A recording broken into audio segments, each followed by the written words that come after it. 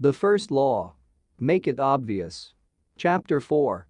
The man who didn't look right. The psychologist Gary Klein once told me a story about a woman who attended a family gathering. She had spent years working as a paramedic and, upon arriving at the event, took one look at her father-in-law and got very concerned. "I don't like the way you look," she said. Her father-in-law, who was feeling perfectly fine, jokingly replied, "Well, I don't like your looks, either." "No," she insisted. "You need to go to the hospital now." A few hours later, the man was undergoing life-saving surgery after an examination had revealed that he had a blockage to a major artery and was at immediate risk of a heart attack. Without his daughter-in-law's intuition, he could have died. What did the paramedic see? How did she predict his impending heart attack? When major arteries are obstructed, the body focuses on sending blood to critical organs and away from peripheral locations near the surface of the skin. The result is a change in the pattern of distribution of blood in the face. After many years of working with people with heart failure, the woman had unknowingly developed the ability to recognize this pattern on sight. She couldn't explain what it was that she noticed in her father-in-law's face, but she knew something was wrong. Similar stories exist in other fields. For example, military analysts can identify which blip on a radar screen is an enemy missile and which one is a plane from their own fleet, even though they are traveling at the same speed, flying at the same altitude, and look identical on radar in nearly every respect. During the Gulf War, Lieutenant Commander Michael Riley saved an entire battleship when he ordered a missile shot down despite the fact that it looked exactly like the battleship's own planes on radar. He made the right call, but even his superior officers couldn't explain how he did it. Museum curators have been known to discern the difference between an authentic piece of art and an expertly produced counterfeit, even though they can't tell you precisely which details tip them off. Experienced radiologists can look at a brain scan and predict the area where a stroke will develop before any obvious signs are visible to the untrained eye.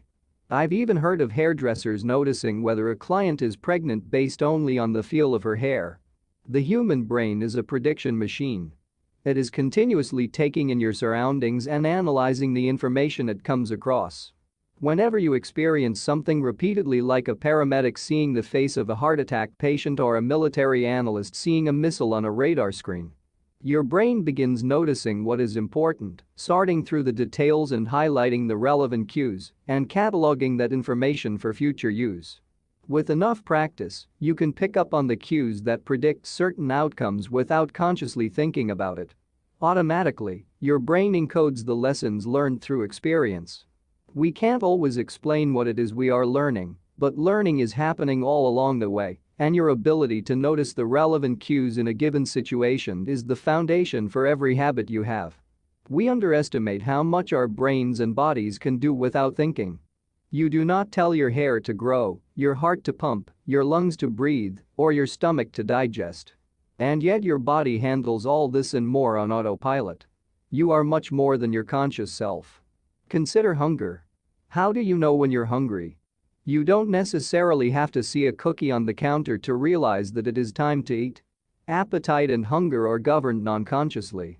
Your body has a variety of feedback loops that gradually alert you when it is time to eat again, and that track what is going on around you and within you. Cravings can arise thanks to hormones and chemicals circulating through your body. Suddenly, you're hungry even though you're not quite sure what tipped you off. This is one of the most surprising insights about our habits. You don't need to be aware of the cue for a habit to begin. You can notice an opportunity and take action without dedicating conscious attention to it. This is what makes habits useful. It's also what makes them dangerous. As habits form, your actions come under the direction of your automatic and non-conscious mind. You fall into old patterns before you realize what's happening. Unless someone points it out, you may not notice that you cover your mouth with your hand whenever you laugh, that you apologize before asking a question, or that you have a habit of finishing other people's sentences. And the more you repeat these patterns, the less likely you become to question what you're doing and why you're doing it. I once heard of a retail clerk who was instructed to cut up empty gift cards after customers had used up the balance on the card. One day, The clerk cashed out a few customers in a row who purchased with gift cards. When the next person walked up, the clerk swiped the customer's actual credit card, picked up the scissors, and then cut it in half entirely on autopilot. Before looking up at the stunned customer and realizing what had just happened.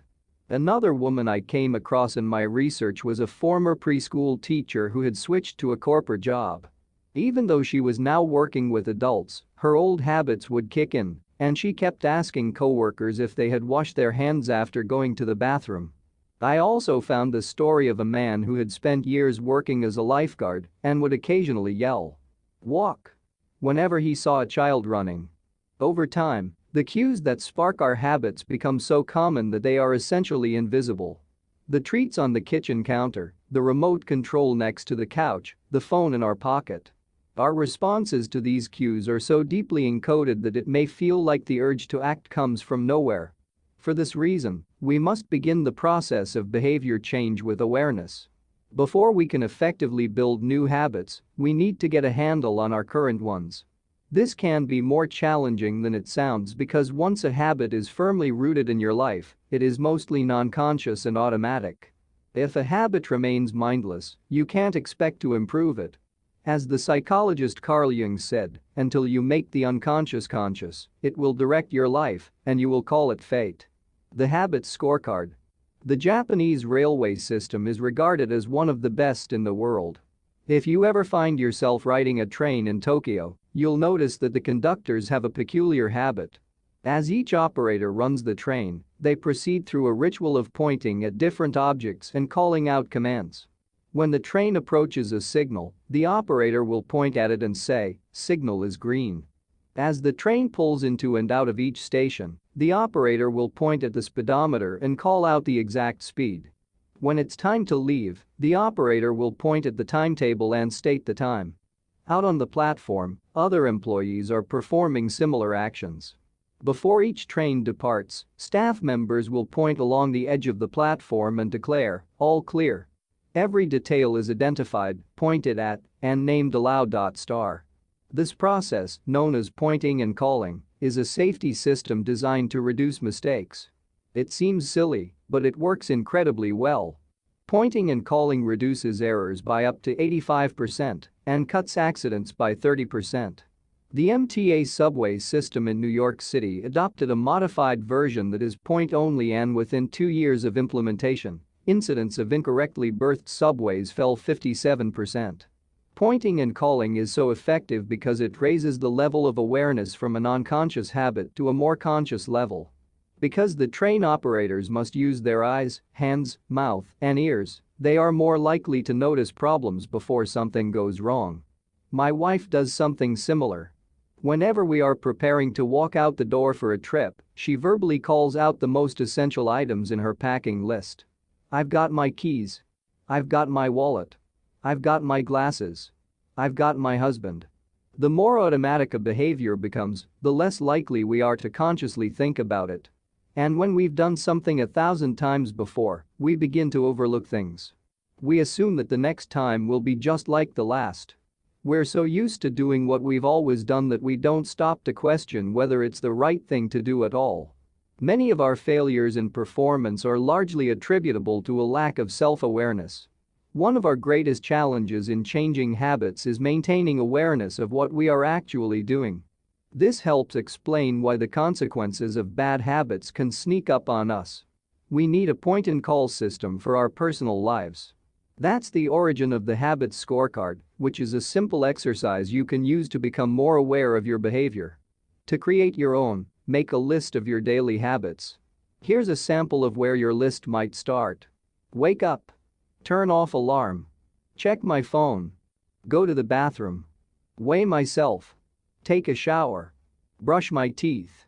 Floss my teeth. Put on deodorant. Hang up towel to dry. Get dressed. Make a cup of tea. And so on. Once you have a full list, look at each behavior and ask yourself, is this a good habit, a bad habit, or a neutral habit? If it is a good habit, write plus next to it. If it is a bad habit, write minus. If it is a neutral habit, write equals. For example, the list above might look like this. Wake up equals. Turn off alarm equals. Check my phone minus. Go to the bathroom equals. Weigh myself plus. Take a shower plus. Brush my teeth plus. Floss my teeth plus. Put on deodorant plus. Hang up towel to dry equals. Get dressed equals. Make a cup of tea plus. The marks you give to a particular habit will depend on your situation and your goals. For someone who is trying to lose weight, eating a bagel with peanut butter every morning might be a bad habit. For someone who is trying to bulk up and add muscle, the same behavior might be a good habit. It all depends on what you're working toward. Scoring your habits can be a bit more complex for another reason as well. The labels good habit and bad habit are slightly inaccurate. There are no good habits or bad habits. There are only effective habits. That is, effective at solving problems. All habits serve you in some way, even the bad ones, which is why you repeat them. For this exercise, categorize your habits by how they will benefit you in the long run. Generally speaking, good habits will have net positive outcomes. Bad habits have net negative outcomes. Smoking a cigarette may reduce stress right now, that's how it's serving you, but it's not a healthy long-term behavior. If you're still having trouble determining how to rate a particular habit, here is a question I like to use. Does this behavior help me become the type of person I wish to be? Does this habit cast a vote for or against my desired identity? Habits that reinforce your desired identity are usually good.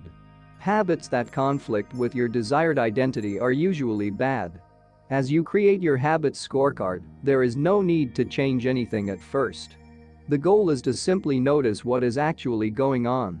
Observe your thoughts and actions without judgment or internal criticism. Don't blame yourself for your faults. Don't praise yourself for your successes. If you eat a chocolate bar every morning, acknowledge it, almost as if you were watching someone else. Oh, how interesting that they would do such a thing. If you binge eat, simply notice that you are eating more calories than you should. If you waste time online, notice that you are spending your life in a way that you do not want to. The first step to changing bad habits is to be on the lookout for them. If you feel like you need extra help, then you can try pointing and calling in your own life. Say out loud the action that you are thinking of taking and what the outcome will be. If you want to cut back on your junk food habit but notice yourself grabbing another cookie, say out loud, "I'm about to eat this cookie, but I don't need it. Eating it will cause me to gain weight and hurt my health." Hearing your bad habits spoken aloud makes the consequences seem more real. It adds weight to the action rather than letting yourself mindlessly slip into an old routine. This approach is useful even if you're simply trying to remember a task on your to-do list. Just saying out loud, "Tomorrow, I need to go to the post office after lunch," increases the odds that you'll actually do it. You're getting yourself to acknowledge the need for action, and that can make all the difference. The process of behavior change always starts with awareness. Strategies like pointing and calling and the habits scorecard are focused on getting you to recognize your habits and acknowledge the cues that trigger them, which makes it possible to respond in a way that benefits you. Chapter summary. With enough practice, your brain will pick up on the cues that predict certain outcomes without consciously thinking about it. Once our habits become automatic, we stop paying attention to what we are doing. The process of behavior change always starts with awareness. You need to be aware of your habits before you can change them.